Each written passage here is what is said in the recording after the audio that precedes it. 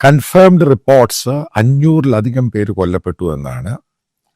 Unconfirmed reports എന്ന് പറയുന്നത് 3000-ലധികം. അതിൻ്റെ വീഡിയോകളൊക്കെ, കൺഫേംഡ് വീഡിയോസൊക്കെ സോഷ്യൽ മീഡിയയിൽ വരുന്നുണ്ട്. പല ഇന്റർനാഷണൽ ജേർണൽസും അത് ഉപയോഗിക്കാൻ തുടങ്ങിയിട്ടുണ്ട്. ഈ കാര്യത്തിലോട്ട് കിടക്കാം. എന്തുകൊണ്ടാണ് ട്രംപ് അഡ്മിനിസ്ട്രേഷൻ ഇരിക്കുന്ന സമയത്ത് ഇതേപോലെയുള്ളൊരു പ്രക്ഷോഭം വന്നു കഴിഞ്ഞപ്പോൾ അമേരിക്ക പിന്തുണച്ചത്? ഞാൻ നേരത്തെ 1-2 വീഡിയോയിൽ ഞാൻ സൂചിപ്പിച്ചു. അതിലേറ്റവും പ്രധാനപ്പെട്ട ഒരു സംഭവം നമ്മൾ മനസ്സിലാക്കണം. അമേരിക്ക ഒരു ലോക പോലീസ് തന്നെയാണ്, സംശയമില്ലാത്ത കാര്യമാണ്.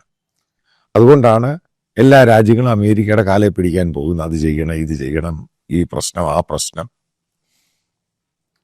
അമേരിക്കൻ പ്രസിഡന്റ് ജിമ്മി കാർട്ടർ ഇരുന്ന സമയത്ത് ഇറാനിൽ അമേരിക്കൻ എംബസി ഇവർ തട്ടിയെടുത്തു. അവിടുത്തെ അന്ന് പ്രക്ഷോഭകാരികൾ. കാർട്ടറിനൊന്നും ചെയ്യാൻ പറ്റിയില്ല. അതിനുശേഷം അവിടെ പ്രശ്നങ്ങൾ, അവിടെ ഇവിടെ ചെറിയ പ്രശ്നങ്ങളേ ഉള്ളൂ. അപ്പൊ അന്ന് പറയുന്ന death of America, death of Israel ആയിരുന്നു. മനസ്സിലാക്കുക. അതിനുശേഷം ഒബാമ വന്നു, ഇറാൻ അനുകൂലമായ ഡിപ്ലോമാറ്റിക് സമീപനം എടുത്തു, അവർ സൈൻ ചെയ്തു. അതിനുശേഷം നിങ്ങൾ ശ്രദ്ധിക്കുക, ട്രംപ് ആദ്യം വരുന്നു, ഒബാമയുടെ കരാർ അദ്ദേഹം ഡിമോളിഷ് ചെയ്യുന്നു. പ്രത്യേക കരാർ വേണമെന്ന് പറഞ്ഞ് ന്യൂക്ലിയറുമായിട്ട് യാതൊരു കോംപ്രമൈസും പാടില്ല എന്ന് പറയുന്നു. കാരണം അവിടെയുള്ള സൗദി ആണെങ്കിലും സുന്നി രാജ്യങ്ങൾക്കെല്ലാം ഇത് വലിയ ത്രട്ടാണ് ഇറാൻ എന്ന് പറയുന്ന രാജ്യം. അവർ പറഞ്ഞു ആ രീതിയിൽ പോകാൻ പറ്റില്ല. കാരണം ട്രംപിന് എപ്പോഴും സുന്നി രാജ്യങ്ങളുമായിട്ട്, ഇസ്ലാമിക സൗദി അറേബ്യ, UAE, മറ്റുള്ള രാജ്യങ്ങളുമായിട്ട് അദ്ദേഹത്തിൻ്റെ പേഴ്സണൽ റിലേഷൻഷിപ്പ് ഉണ്ടാക്കി വെച്ചിട്ടുണ്ട്. ഡെമോക്രാറ്റ്സിനെ പോലെയല്ല.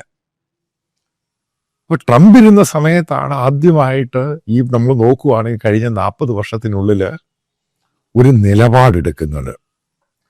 ഇസ്ലാമിക റിജീം, അതായത് ആ ഭരണകൂടം മാറണം, അവർ പ്രൊട്ടസ്റ്റേഴ്സിനെ വെടിവെക്കുന്ന പറ്റില്ല, അമേരിക്ക ഇടപെടും.